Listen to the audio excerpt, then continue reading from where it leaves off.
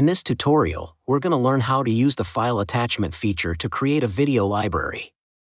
Once your landing page is created, it's time to make some edits.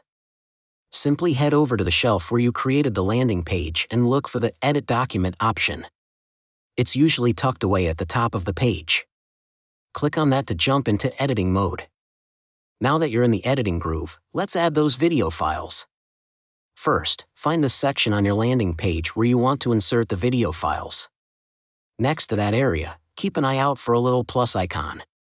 Clicking on that will open up a menu where you can add a new tile or feature.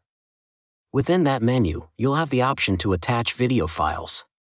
Click on the tile or feature you've added, then select the text or area where you want to link your file attachment.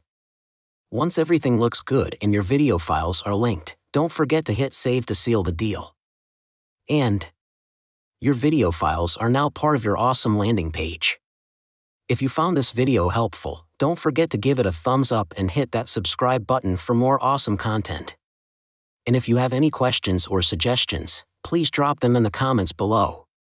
Also, remember to ring the notification bell so you never miss an update from us. Thanks for watching.